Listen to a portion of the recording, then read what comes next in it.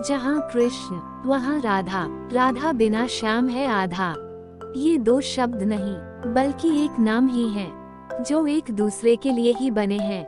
राधा वो नाम जिसमें कृष्ण समाये हुए हैं। श्री कृष्ण और राधा अपने अटूट निस्वार्थ प्रेम के कारण ही सच्चे प्रेम के प्रतीक माने गए हैं। भाद्रपद मास के शुक्ल पक्ष की अष्टमी तिथि को राधाष्टमी का व्रत रखा जाता है। कहते हैं राधा धरती पर कृष्ण की इच्छा से ही आई थी। कुछ दिन बाद वो बरसाने चली गईं, जहाँ पर आज भी राधा रानी का महल मौजूद है। राधा जी वृंदावन की अधीश्वरी हैं। वृंदावन से 43 किलोमीटर दूर बरसाना के ब्रह्माचल पर्वत पर राधा रानी लाडली सरकार स्वरूप में विराजती हैं। राधा रानी का ये दरबार श्री जी दरबार के नाम से भी प्रसिद्ध है। कहते हैं कि इस दरबार में राधा रानी प्रेम के अखंड आशीर्वाद के साथ साथ धन और ऐश्वर्य का भी वरदान देती हैं। माना जाता है कि द्वापर युग में इसी पावन तिथि पर देवी राधा का प्राकट्य हुआ था। श्री कृष्ण जन्माष्टमी के ठीक 15 दिन बाद भाद्रपद शुक्ल पक्ष की अष्टमी को राधा जी का जन्म हुआ था। राधा अष्टमी के रूप में श्री राधा जी का जन्मोत्सव मनाया जाता है। खासकर मथुरा, वृंदावन और बरसाना में इसे धूमधाम से मनाया जाता है। ब्रह्मवैवर्त पुराण में देवी राधा के जन्म से संबंधित एक कथा का वर्णन मिलता है। इसके अनुसार भगवान श्री कृष्ण का निवास गोलोक में है। जहाँ कान्हा रहते हैं वहीं उनके सभी अनुयायी और प्रियजन भी रहते हैं। स्वयं राधा श्री कृष्ण के साथ गोलोक में निवास करती हैं। एक बार देवी राधा गोलोक में नहीं थी। उस समय श्री कृष्ण अपनी एक सखी विराजा के साथ गोलोक में विहार कर रहे थे। राधा को जब इस बात की सूचना मिली तब वे क्रोधित हो गई और तुरंत श्री कृष्ण के पास जा पहुंची। वहां उन्होंने कान्हा के प्रति अपना क्रोध प्रकट किया और उन्हें भला बुरा कहने लगी। श्री कृष्ण के प्रति राधा का क्रोध देखकर कान्हा के मित्र श्रीदामा को बुरा लगा और उन्होंने राधा को पृथ्वी पर जन्म लेने का शाप दे दिया। राधा को इस तरह क्रोधित देखकर विराजा वहां से नदी रूप में चली गई।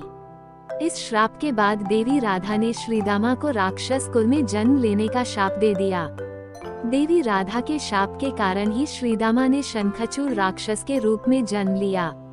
वही राक्षस जो भगवान विष्णु का अनन्य भक्त बना और बाद में इसका वध भगवान शिव ने किया। देवी राधा ने वृषभानु की पुत्री के रूप में पृथ्वी पर जन्म लिया।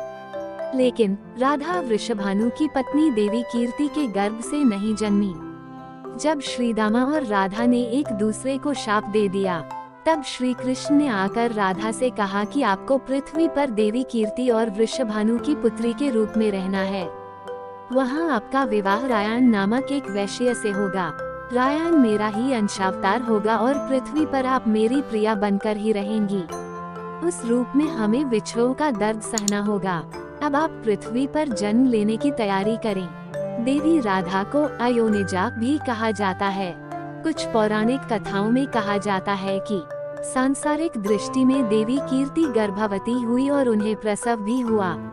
लेकिन देवी कीर्ति के गर्भ में योगमाया की प्रेरणा से वायु का प्रवेश हुआ और उन्होंने वायु को ही जन्म दिया। जब वे प्रसव पीड़ा से गुजर रही थी, उसी समय वहां देवी राधा कन्या के रूप में प्रकट हो गई। एक अन्य किंवदंती के अनुसार कृष्ण के हृदय में वास करने वाली राधा रानी बरसाना में पली बढ़ी, लेकिन उनका जन्म यहाँ से 50 किलोमीटर दूर रावल गांव में हुआ था।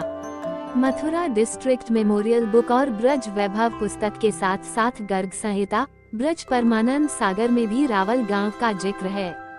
यहीं वृषभानु के राजमहल और निवास थे। मान्यता है कि यहाँ स्थापित मंदिर के ठीक सामने एक बगीचा है, जहाँ आज भी राधा कृष्ण पेड़ के रूप में मौजूद हैं। यहाँ पर एक साथ 2 पेड़ हैं। एक श्वेत है तो दूसरा श्याम रंग का। इसकी रोज पूजा होती है। राधा रानी भगवान श्री कृष्ण से करीब 11.5 महीने बड़ी थी, लेकिन उन्होंने अपने नेत्र नहीं खोले थे। राजा वृषभान ने उन्हें एक से एक बड़े वैद्य को दिखाया, लेकिन कोई लाभ नहीं हुआ।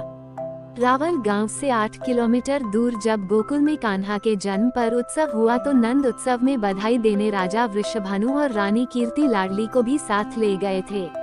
कहते हैं कि उस दौरान राधा रानी घुटने के बल चलकर कान्हा के पालने तक पहुंच गई और श्री कृष्ण को नजर भर के देखते हुए राधा रानी ने पहली बार अपनी आंखें खोली थी। कुछ पौराणिक कथाओं में कहा जाता है कि ये भगवान विष्णु ने कृष्ण अवतार में जन्म लिया। ठीक उसी तरह उनकी पत्नी लक्ष्मी जी राधा के रूप में पृथ्वी पर आई थी। ब्रह्म वैवर्त पुराण की माने तो राधा जी श्री कृष्ण की सखी थी और उनका विवाह रापान या रायान नाम के व्यक्ति के साथ संपन्न हुआ था। वृंदावन में राधाष्टमी के दिन राधावल्लभ संप्रदाय के प्रसिद्ध श्री राधावल्लभ मंदिर में सबसे अधिक रस बरसता है। राधावल्लभ संप्रदाय में यद्यपि भगवान कृष्ण की ही पूजा होती है, तथापि श्री राधा प्रधान रूप से आराधित होती हैं। शास्त्रों में श्री राधा कृष्ण की शाश्वत शक्ति स्वरूपा एवं प्राणों की अधिष्ठात्री देवी के रूप में वर्णित हैं। अतः राधा की पूजा के बिना श्री कृष्ण की पूजा अधूरी मानी गई है। अगर आपको ये कथा पसंद आई तो चैनल को लाइक, शेयर और सब्सक्राइब करें। धन्यवाद।